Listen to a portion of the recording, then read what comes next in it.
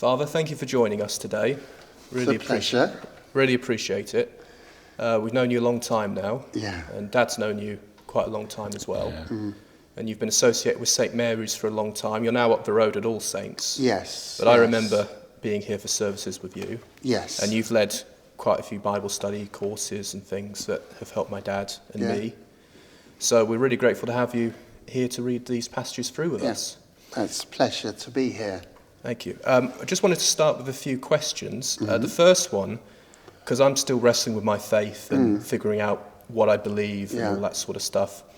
Do you ever remember having a moment when you really believed in God, you came to God, or was it just something you've always had? Yes, it was gradual with me. I didn't have a conversion experience, as some people have, and that's very valid. I know people who, in a way, don't believe 1 minute and the next minute they do. They have an experience. But that isn't the way it was with me.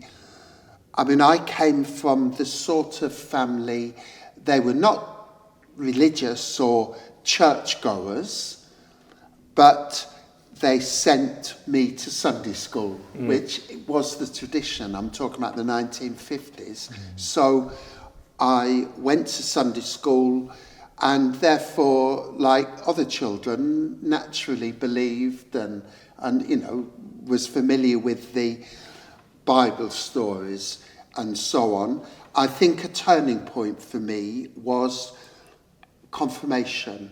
I was asked by the curate of the church whether I would be interested in being confirmed, and I was. And How old would you have been then? I was about 13. Oh, so quite traditional then. Yeah, very traditional. That used to be the sort of age, about 14, to confirm children. I was baptised as a child. I can't remember that, as most children were, particularly in those days. And I actually found confirmation classes really good. I was finding Sunday school, shall I say, a bit superficial at that time. Yeah. But confirmation classes were good. And the confirmation class I did was based on the 7 sacraments of the church. So the Eucharist, the Mass, was one of them, and we did a lot of work on that. We did holy orders, so I understood the difference in a bishop, priest and deacon and all those sorts of things.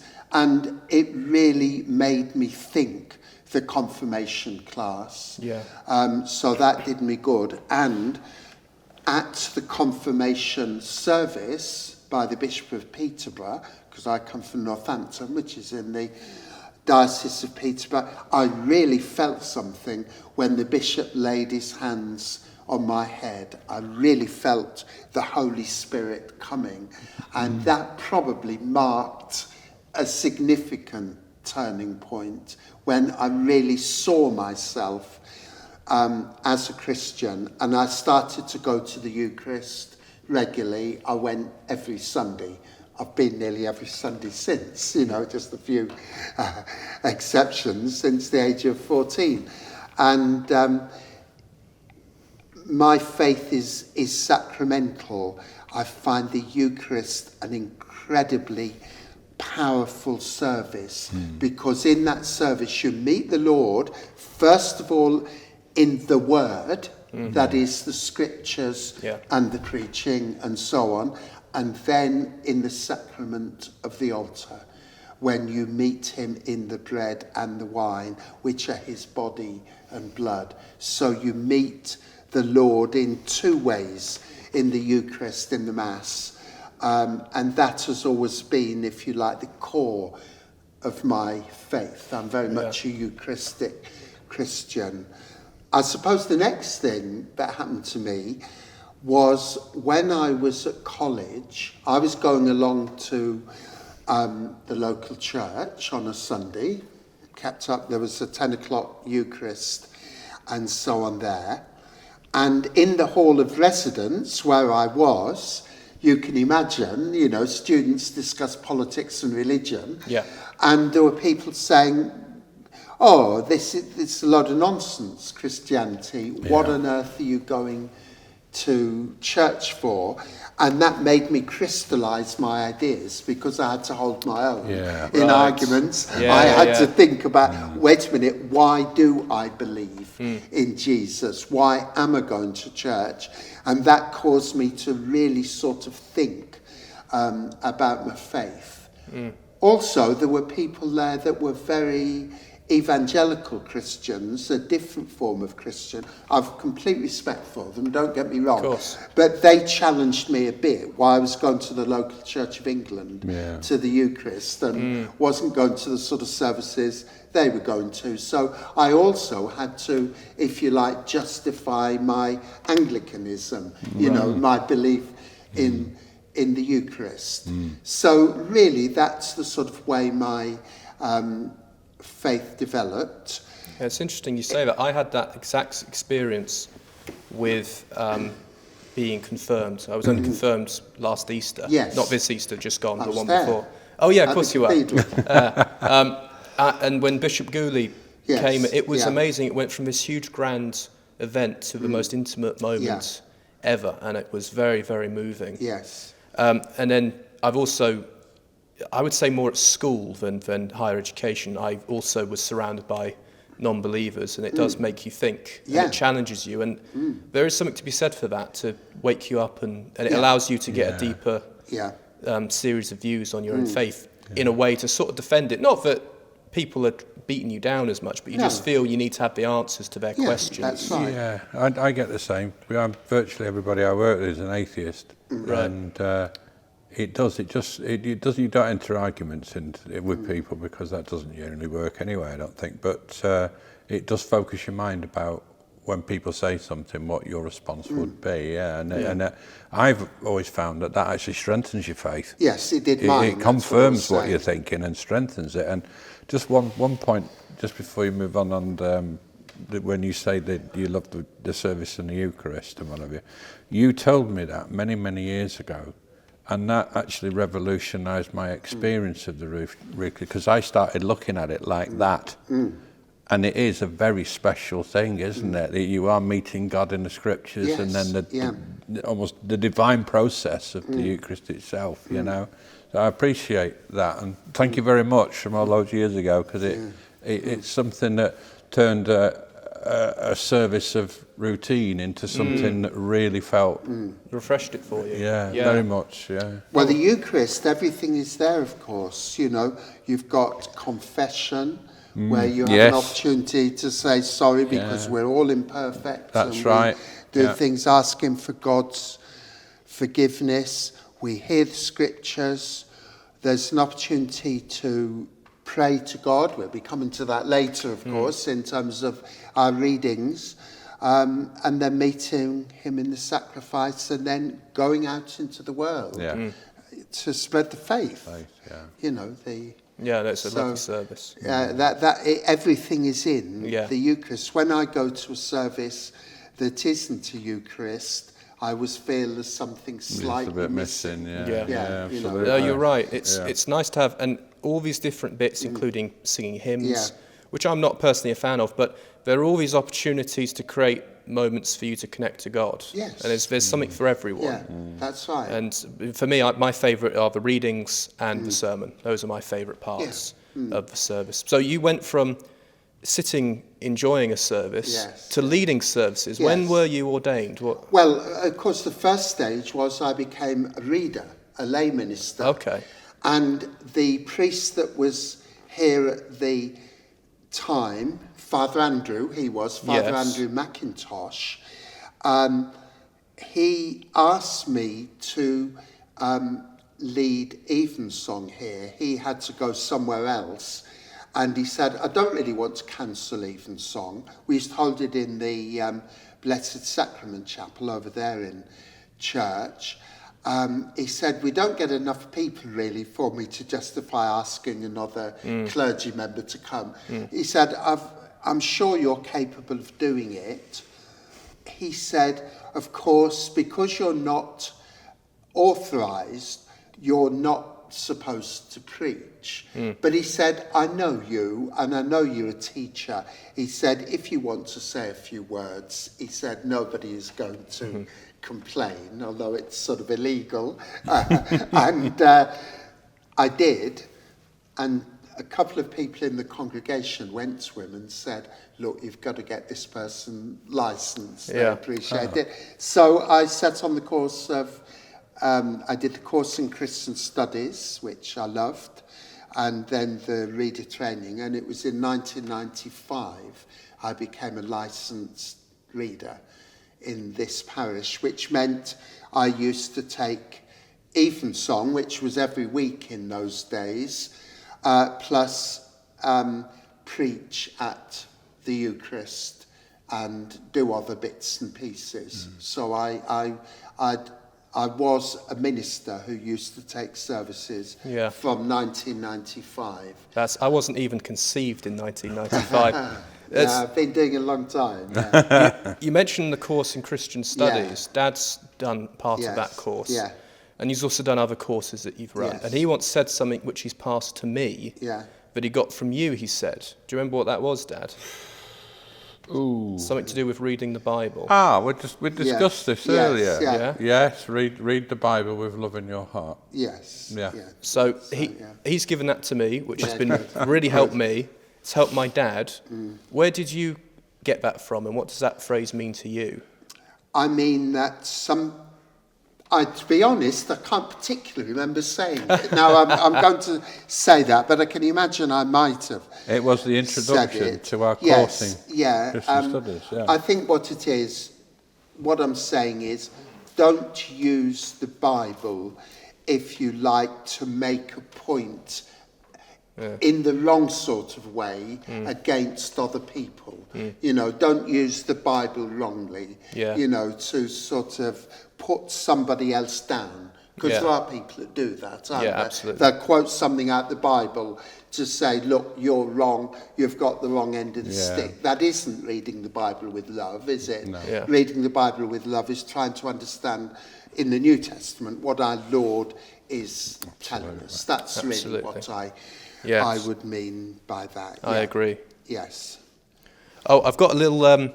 I was going through the local news, and I read an article that said Father John Dickens blessed his laptop at a service. Yes.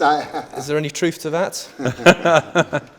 What that was about is it was to do with an organisation to do with choral evensong, if I remember, and the blessing was the blessing was to do with the establishment of choral evensong in this church. And my memory is a bit vague. You might have warned me you were going to ask me about this. But I believe what it was, we had a service of choral evensong on the laptop. Right. And what I was doing was blessing the service of choral evensong. I wasn't actually blessing the laptop. That was what, I think that was it. But it was to do with choral evensong. And having it there on a laptop was a symbol of choral evensong. Sure. And I said a prayer I said a prayer about choral evensong and asked for it, you know, that the society that was promoting it should be blessed. Yes. So that was what it was. So I took you out of context then. Yes. I'd make a good journalist, wouldn't I? Yeah. No, I understand. I don't sort of bless laptops as such. Symbolic. Yeah, it's symbolic. The laptop represented something else that I was blessing. Absolutely. Yes. And just something to think of now. It's interesting to hear about where you've been. Do you have a sense where your journey's going now? Are you still searching for God, or have you met him? What do you think is the next part of the journey for you, spiritually speaking? We are all on a journey. Yeah. So yes, I have met God. I mean, I wouldn't be a valid priest if I didn't think I had met God and had a relationship with God. But I mean, life is a journey. We all have a faith journey, and we're not always sure where that faith journey goes. And all the time, we are developing our relationship with God. Just the same as two people have a relationship. It doesn't cut off at any one point, like a married couple. You know, the longer they're together, that relationship develops and it changes as time goes on. And your relationship with God is the same. It will change, it will alter, and you're constantly on a journey, and you'll be on a journey until the day you die. Could I ask a question, if I may? It's very obvious that from people that know you that you are extremely charitable in your time, and you're helping the churches. You look after when churches are missing a priest for a while. You fill in for people. In fact, your diary must be absolutely overflowing with the amount of work that you do in that respect. And that is an incredible thing, an incredible gift to give to us all. What makes you do it? What actually drives you? Because lots of people are Christians, lots of people believe in God, but they don't give as much as you do, especially with the liturgy, the priesthood, that you really, really give to that very, very strongly. Could you I'm interested to know what drives you in that respect. First of all, I'd want to slightly challenge you in the sense there are lots of people that give just as much as me and other clergy to God. There are people in this church that the church would not survive. No, I was thinking about me more than anything else. If they were not here, without naming people publicly, exactly, you know who I'm talking about, that are totally committed to this church, and their work for God is just as valid as my work for God. And it is a matter of gifts, isn't it? I respect that, and I agree with that, but the question is you. I'm asking you, what drives you to do it? I suppose I would use the word call. I do feel called.